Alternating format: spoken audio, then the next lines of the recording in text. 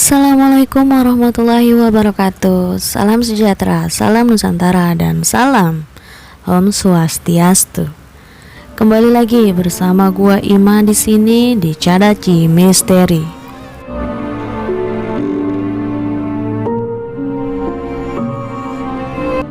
Di pembahasan sebelumnya gua sempat membahas tentang kolor hijau.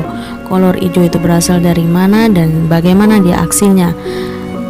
Yang belum simak dengan video kolor hijau boleh langsung cek aja di sini.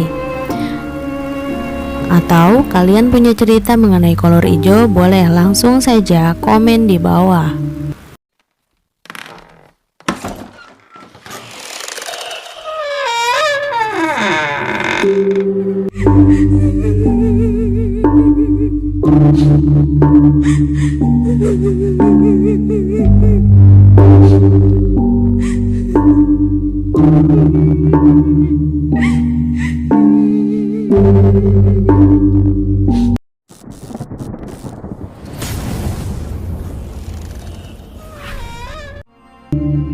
Nah, untuk di kesempatan kali ini, gua bukan lagi mau membahas si kolor hijau. Kalau si kolor hijau, gua udah gak raguin lagi nih, karena sepak terjangnya benar-benar luar biasa.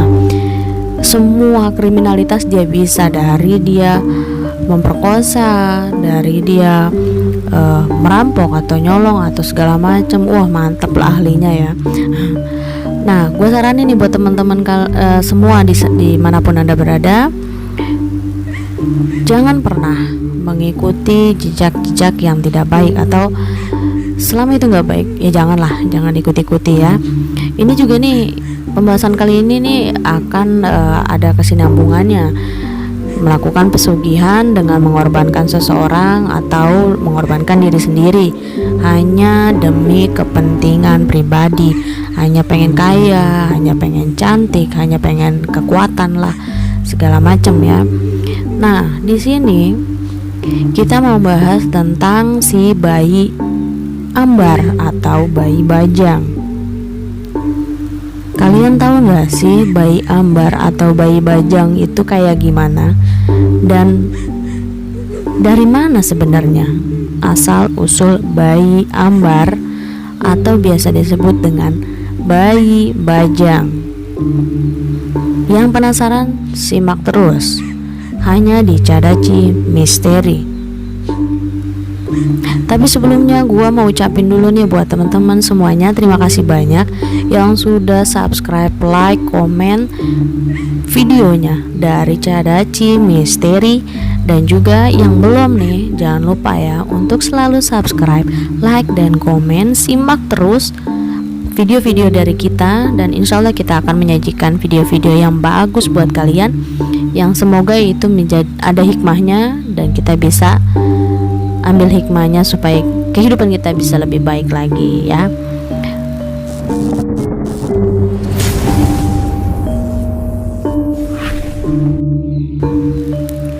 Asal usul bayi bajang atau yang biasa disebut dengan bayi ambar itu juga disebut masyarakat Thailand bernama Kumantong.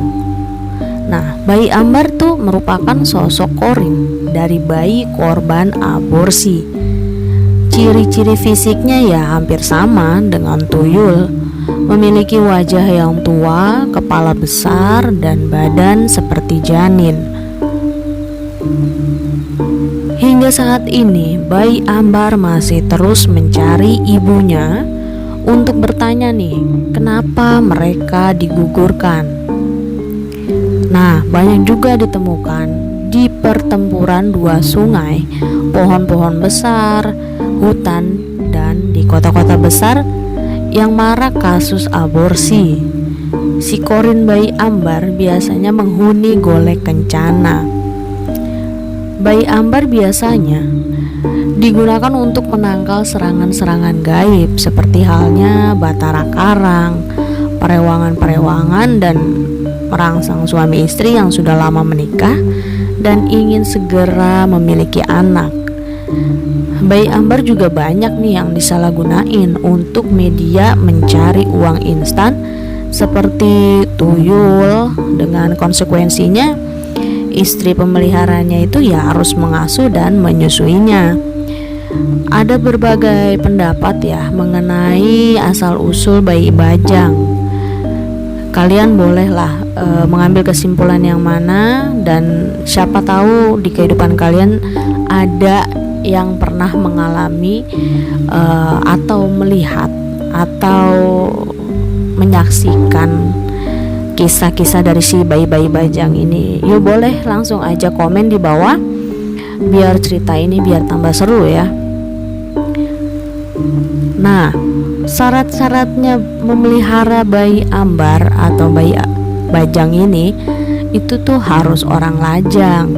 Kalaupun ya sudah mempunyai pasangan, ada mahar yang harus dibayar. Seperti kita mengambil anak dari panti asuhan contohnya. Kayaknya nggak bagus banget ya kita mengorbankan seseorang hanya demi kepuasan kita ya. Di sini di channel Cadaci Misteri tidak menyarankan teman-teman untuk melakukan pesugihan ya. Ini hanya sekadar kita berbagi informasi saja. Gue ingatkan sekali lagi, kita hanya berbagi informasi saja dan tidak menyarankan untuk melakukan pesugihan-pesugihan yang kiranya merugikan orang lain lah tentunya, atau merugikan diri kita tentunya. Gak ada yang untung sesaat doang, besokannya ya rugi selamanya ya. Nah, ada berbagai mitos mengenai anak bajang nih. Di antaranya di dataran tinggi Dieng, Jawa Tengah, mereka itu sangat diistimewakan.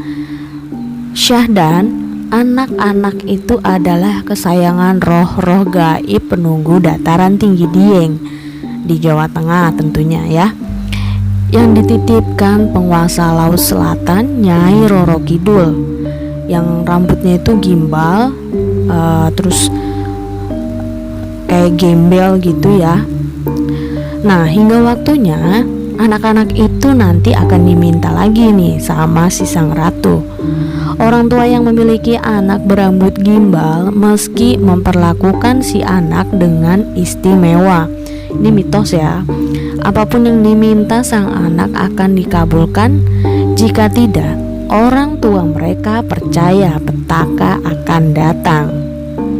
Nah, mitos lain tentang anak bajang juga hidup di antara nih warga-warga yang mendiami dataran tinggi yang membentang di kedua kabupaten di Jawa Tengah, yaitu di daerah Banjarnegara dan Wonosobo.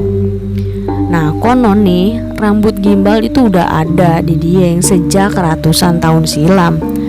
Mereka itu merupakan titisan Kiai Kaladete yang saat itu dianggap sebagai orang yang pertama kali membuat atau membuka desa tersebut.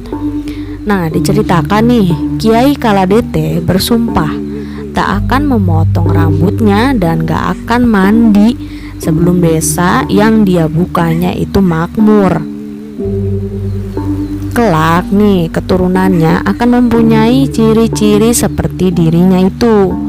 Itu pertanda nih akan membawa kemakmuran bagi desa yang ditinggalinya, menurut si Kiai Kaladete saat itu. Ajijah Tun Hasana sama seperti anak-anak lainnya di dataran tinggi Dieng, Jawa Tengah. Dia juga gemar bermain dan beraktivitas dengan anak lainnya yang sebaya. Karena berambut gimbal, dia diistimewakan banget.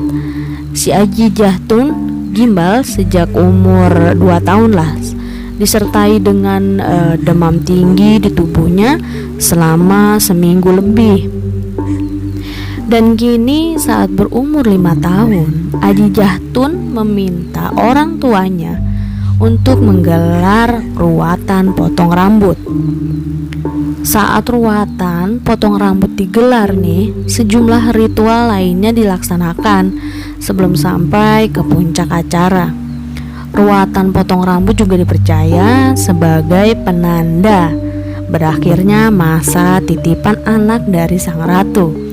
Dalam ruatan kali ini ada 5 anak yang dipotong rambutnya. Nah, itu salah satu mitos ya tentang si bayi bajang. Dan kali ini gue membawain juga nih cerita tentang si bayi bajang. Berikut ceritanya. Jangan kemana-mana, tetap di Cadaci Misteri.